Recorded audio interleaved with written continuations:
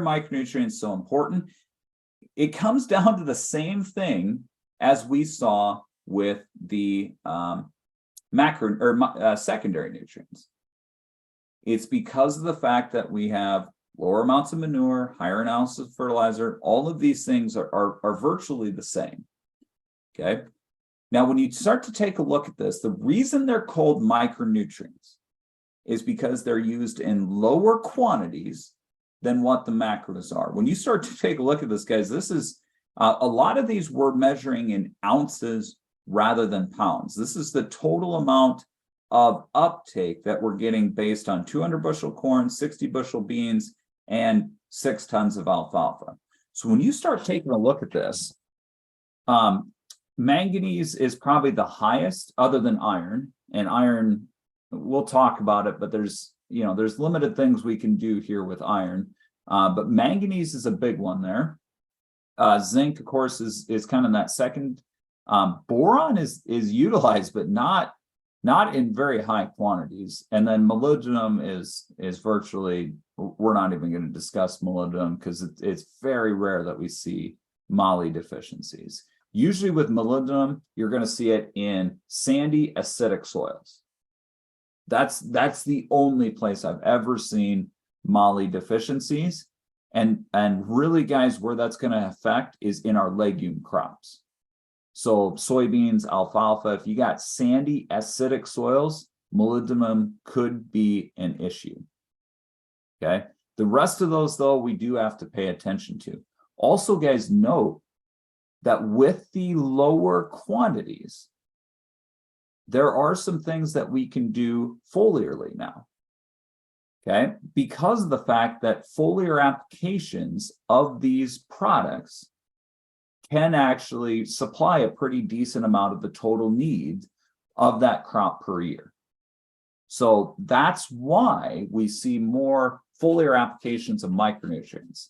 Now, some people like to try, for example, foliar applications of sulfur. In the end, guys, at the rates that we're putting out, yes, we can use it as a Band-Aid approach, especially in severe conditions, but it's not a great sustainable way of getting more of those types of nutrients, whether it be secondary or primary or macronutrients into the plant. It's just not very, you're just not able to get enough to make a huge difference. Okay, so although we can limp it along, right, and we might we make some of those recommendations occasionally just to limp things along. Really, these we need to focus more on soil nutrition, whereas the micronutrients we can be fairly effective at supplementing, not completely replacing, but supplementing some of these micronutrients with foliar applications for sure. When you look at all of the different micronutrients, here you can see whether it's immobile or mobile, and this is where you're going to see the deficiencies then show up. So the only two mobile nutrients in the plant for micronutrients are molybdenum and chlorine. The rest of them are all considered immobile. So you're going to see the deficiencies for micronutrients mostly show up on the top part of the plant. That's where you're going to see the biggest deficiencies show up. Now, get a lot of questions about soil availability and soil test levels. Unfortunately, guys, the accuracy of soil tests for micronutrients, it's not really all that good. Okay, and remember, soil test basically is the prediction of the soil to be able to supply that nutrient. And basically it's a prediction of whether or not adding additional fertilizer will increase yield. And unfortunately, there's not been a very good correlation between adding a micronutrient to a low testing micronutrient soil and being able to adequately test and verify that connection. And I think a lot of it has to do with the fact that it's just such a low quantity of that nutrient that shows deficiencies, right? And so it's really, if you're trying to dial in your nutrition from a micronutrient standpoint, you need to be taking tissue samples. That's really the only way to do that. And I know the limitation around that, but guys, you know, with getting samples back, getting nutrients corrected, that type of thing, what I would recommend doing is just finding some very progressive farmers and using a sentinel type approach. And what I mean by that is, okay, find their first planted fields that you know that they're going to be trying to really drive yield with. Use some tissue samples throughout the season to talk to them about micronutrients, macronutrients, secondary nutrients with those tissue samples. And remember, going back to our first session that we did, and if any of you guys have missed any of these sessions, we are recording this on a YouTube series as well. I'll try to get the link. I just realized I forgot to send that out on the text line, but I'll try to get that link sent out to that YouTube page there here, either probably the beginning of next week.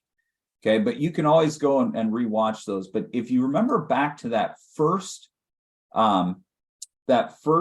segment where we were talking about the least or the most limiting factor on yield is going to be the most limiting nutrient, that's really what we're trying to identify with taking tissue samples. What is the actual limitation in that system? And it helps us dial in year after year after year, because again, it's more of a journey than it is an actual destination. You don't just get to high yields. You continually over time improve your nutrition and continually improve that soil and that system to help you improve your overall soil availability of nutrients. Okay, now with micronutrients, a lot of this is going to depend on pH. As a general rule of thumb, all of our nutrients, except for molybdenum, are going to be less available at high pH. So for those of you guys that live in that Des Moines lobe area that has very high pH, you guys are really lucky because you can sell a ton of micronutrients, and you should be, because every single one of these micronutrients, except for molybdenum, become less available at higher pH. That's where we would expect to see the biggest response. Now, outside of that, we do see specific responses to different nutrient or different micronutrients at various times, just based on crop need. And we'll go through some of those as a key, but that high pH soil is especially vulnerable to micronutrient deficiencies. Another really good one that people don't often think about is extremely high phosphate soils can also cause micronutrient deficiencies as well, especially like zinc and manganese. If you remember back to our phosphorus discussion, the reason phosphorus doesn't leach is because it binds up to positively charged ions in the soil. Well, that can include zinc. And when zinc, for example, binds up with phosphorus, it's relatively insoluble, and therefore it does not become available very regularly. And so if you have high phosphorus soils, for example, if you've been doing manure year after year after year, if your soil is more manure than it is actual soil, which I know there's some areas that is the case, I would expect to see micronutrient deficiencies in there as well. Okay, so here's just some ways you can determine micronutrient deficiencies. Realistically, guys, though, soil analysis probably not the way to go here. Okay, here's the accuracy of the soil test at predicting the yield increase by adding more micronutrients. So boron and alfalfa is probably the most or the closest to it at 60%. Zinc's about 45% accurate, and that's the highest reliability rating for a soil test. So unfortunately, just not a very good way of predicting micronutrient needs. And here becomes the problem, guys. What deficiency is this? I'll have you guys go into the chat and just put what deficiency you guys think this is.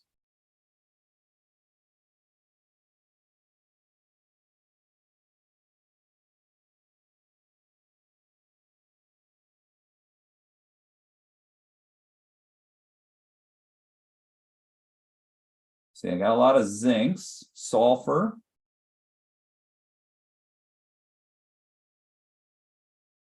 Okay.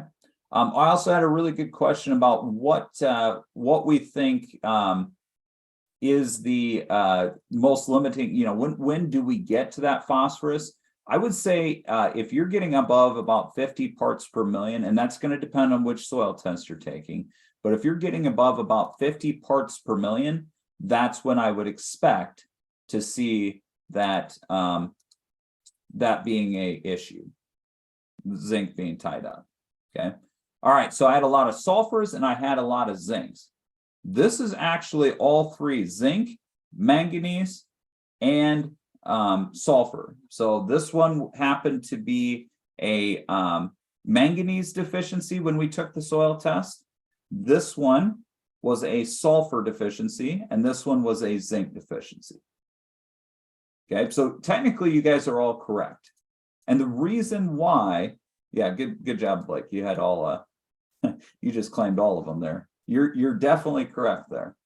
And the reason I bring this up is that it's very difficult to actually see the difference in a micronutrient or secondary nutrient just by looking at it. This tissue sample test really helps us drive that in.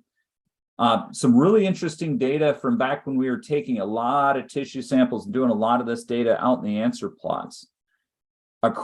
So we did a really cool study across 51 locations, looking at taking tissue samples, spraying a micronutrient, and identifying the response from that. Across all 51 locations, our foliar response to zinc, in this case, it was actually Maxin ZMB. So there's a little manganese in there as well. Across 51 locations, our average response was 2.7 bushels, which really pretty decent response overall. But at the 33 sites that it was determined that it was actually deficient in zinc, we ended up at 7.5 bushel response. And that's the power of identifying the zinc deficiency there, is because of the fact that that will help you narrow in which one is actually causing you the problem there. Okay, boron was much the same way. Across 51 locations, we averaged -0.8, which honestly, guys, that's probably just a little bit of noise in the data there.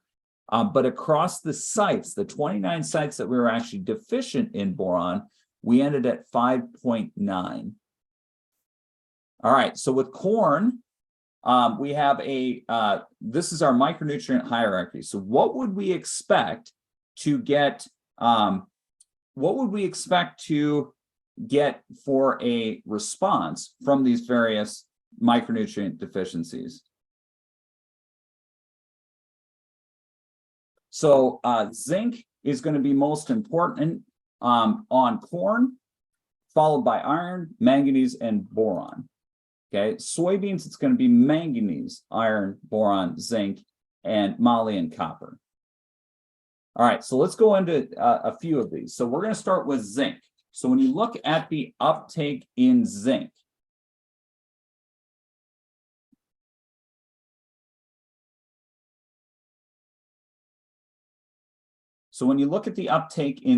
there, zinc is taken up in the plant earlier and then later on in the season. And really where we start to see quite a few of these deficiencies is right during that grand growth period or a little bit earlier.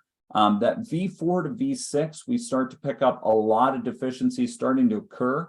you got to imagine zinc is really important in all of the enzymatic processes of the plant. So it's a backbone of all the enzymes that we have in the plant.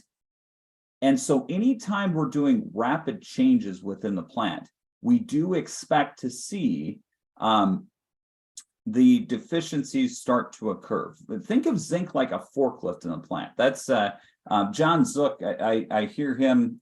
He's probably one of the foremost experts within Winfield United on micronutrients and anything related to nutrition there. I always hear him referring to zinc as the forklift in the plant. And he's accurate with that, because when it comes to zinc is really important in nutrient transport. And so nutrient transport, anytime we're deficient in zinc, we don't expect to get very good efficiency on the rest.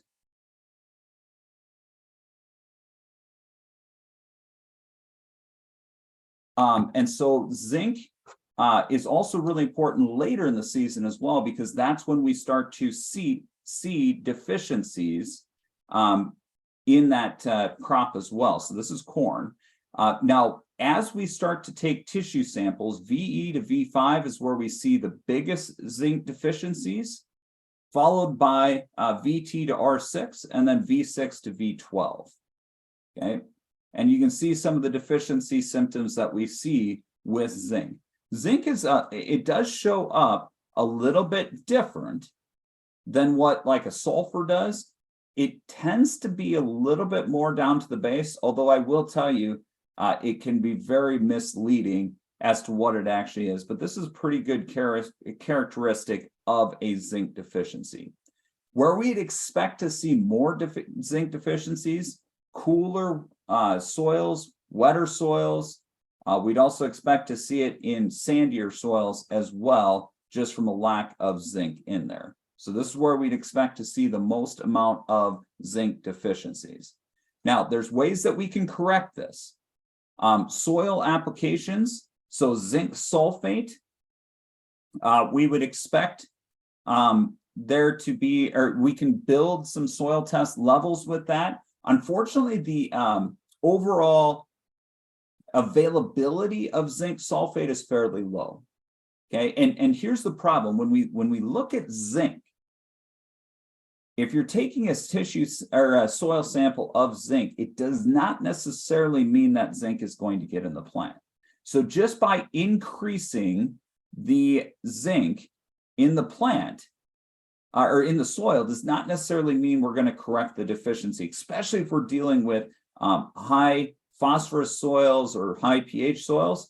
So unfortunately, that's not necessarily a great way of increasing zinc availability.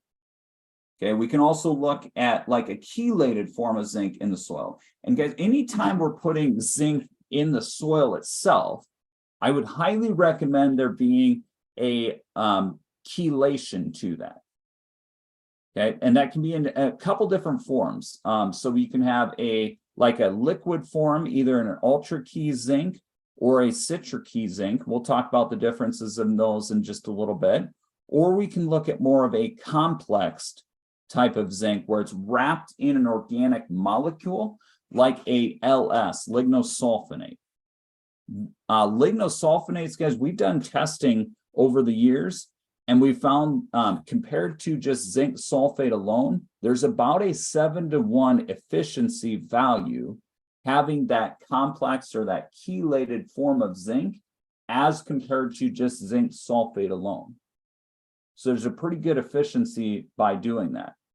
Other forms, we can do our Maxin ZMB or Maxin Zinc, or we have our new Maxin ZMB Plus formulation, which I'll talk to you here in about a bit. Okay. One of the things I'll tell you though, you cannot completely replace all of the zinc out of that system in the form of a soil applied. This is actually a really cool demonstration that Mitch Larson did a couple summers ago. We basically took vermiculite, which is a substance without any nutrient value, and we watered through all of the nutrients that that plant would ever need in this bucket. We remove zinc in this bucket, and you can see the effect that that had. And then here we removed the zinc from the water, but then we sprayed it with Maxin ZMB. And the Maxin ZMB did a nice job of greening that up, but it didn't correct the deficiency before it actually occurred, right? So you still need some zinc in the soil, whether it be a chelated zinc in furrow or like an LS type product, a zinc LS, to get more of that started, but this is a good option. Okay. All right, let's talk a little bit about chelates. Chelates should really only be applied in the soil. Okay, chelates, basically what a chelate is, guys, is it's the molecule, the zinc molecule, and then it's wrapped on, and basically that chelate wraps on and grabs onto that zinc. And usually it's a organic compound. So as that organic compound breaks down, it releases that zinc to the soil. Okay. Now there's a couple different forms of chelation. There's HEDTA, there's EDTA, and there's citric acid. Those are the main ones. HEDTA, that one in particular is very good with iron. Okay, it's really good with +3 charges. EDTA is the strongest chelator for zinc. So if you're looking for something that's got a really, really strong chelate, that's going to be your EDTA, or your, in our lineup, it'd be Ultra Key 9%.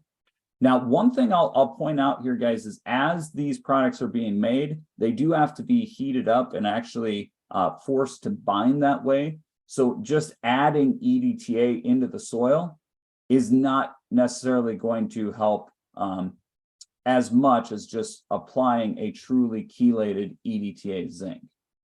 Okay, and that's an important note, because you can add EDTA to the soil. It will bind up some zinc, but it's not going to be nearly as efficient as actually just using a true chelated zinc. And then citric acid, little less availability there, but it does provide some chelation there.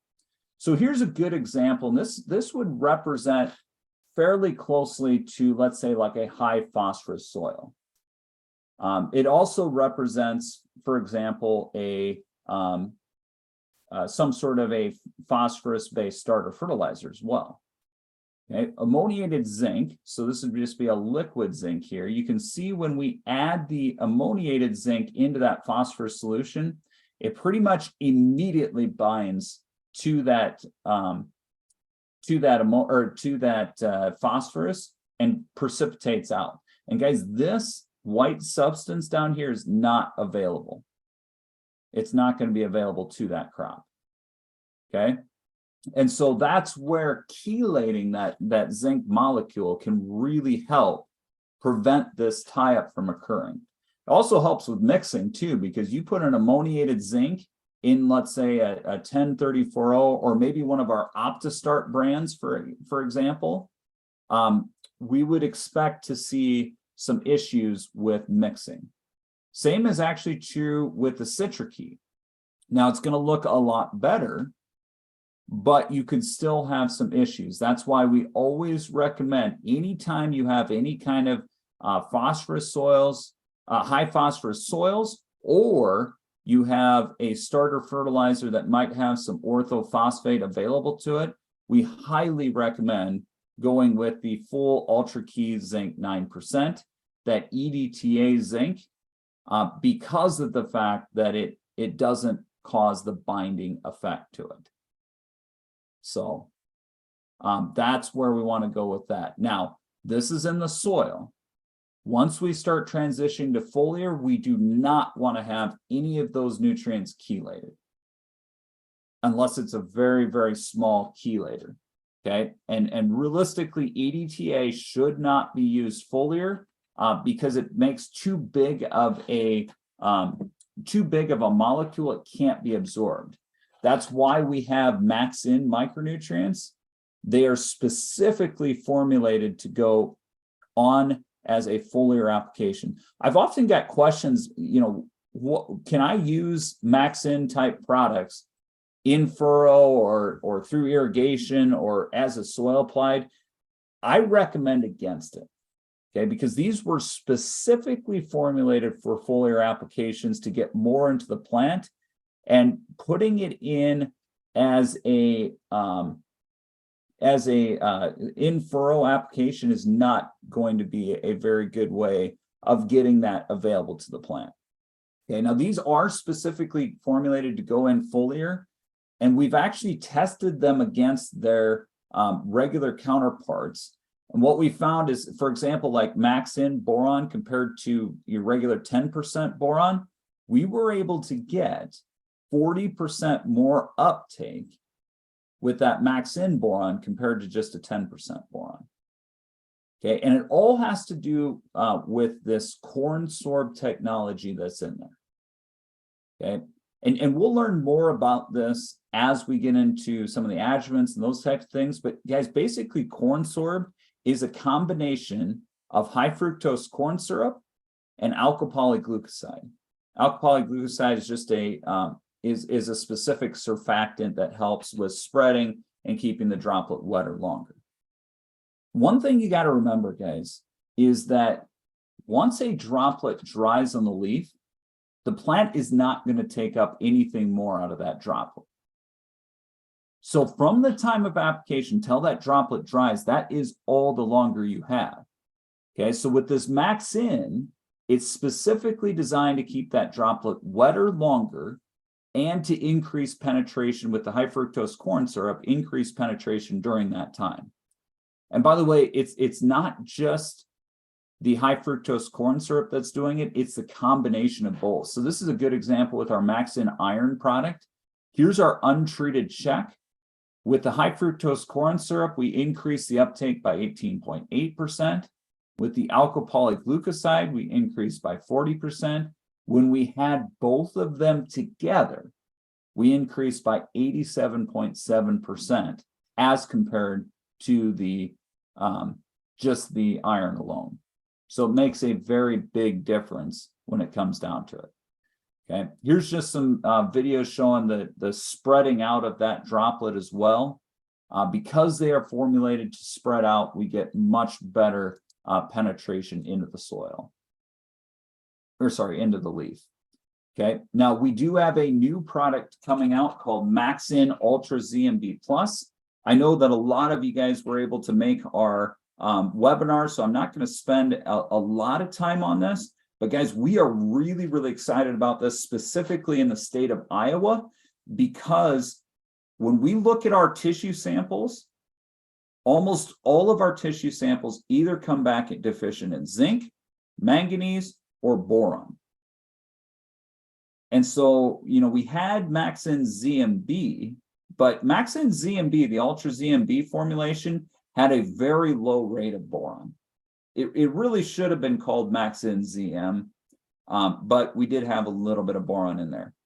With the new Max-In Ultra ZMB Plus, we upped that boron to 2.1% as compared to this. So basically, guys, what you're getting out of that is you're getting 32 ounces of Max-In ZMB plus 9 ounces of boron, of Max-In boron, in just 1 quart of the Max-In Ultra ZMB. So we're really, really excited about this one. In addition, the Max-In Ultra ZMB Plus has given us much better handling characteristics, and it's got us the ability to get it approved through dicamba, get it approved through Enlist, all of those different traits as well.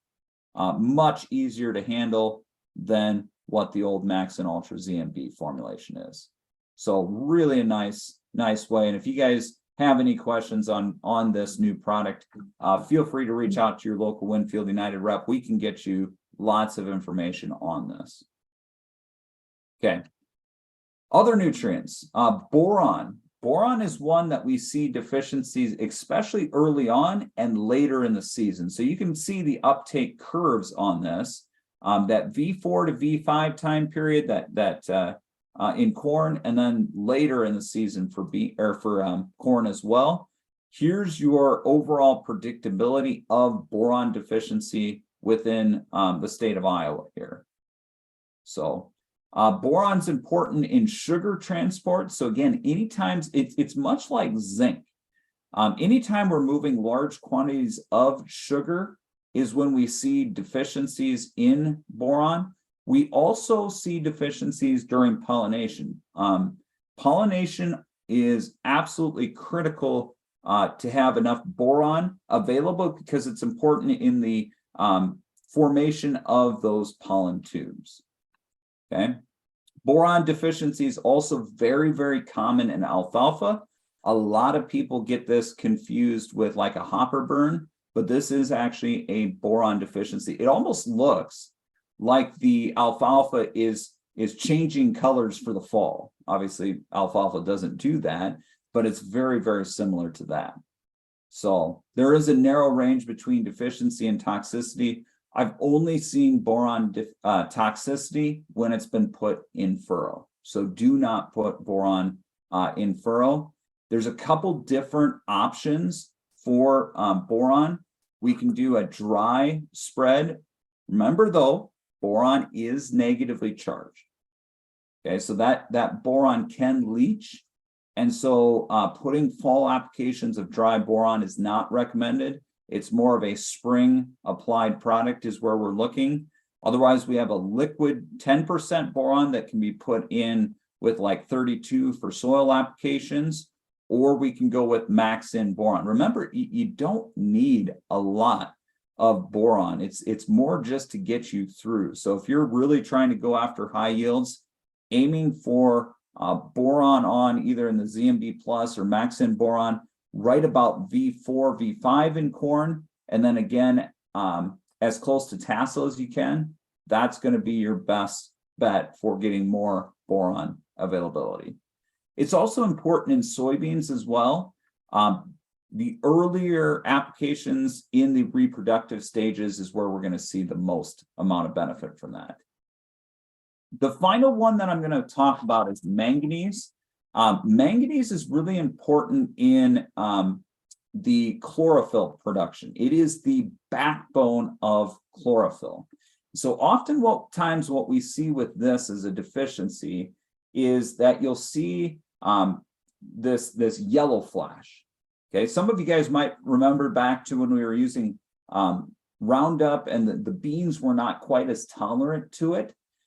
Basically, what was occurring is the Roundup was actually binding the manganese within the plant. And so we saw extreme deficiencies in manganese due to that. That's that yellow flash that you get.